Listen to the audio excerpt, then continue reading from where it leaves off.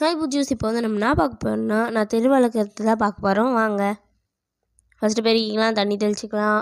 இப்போ கோலம் போட ஸ்டார்ட் பண்ணியாச்சு. கோலம் நல்லா இருக்காது. இது வந்து நானே கண்டுபிடிச்ச கோலம்.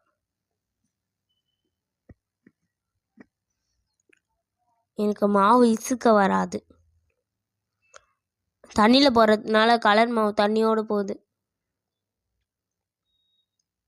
போன பொங்கலுக்கு வாங்கினது அப்படியே வச்சு மெயின்டைன் பண்ணிகிட்டு இருக்கேன். 2 கலர் தான் இருக்குது.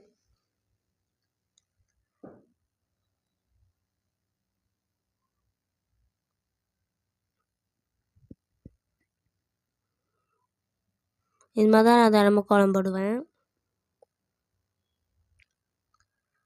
நீங்களும் இது மாதிரி கோலம் ட்ரை பண்ணி பாருங்கள்.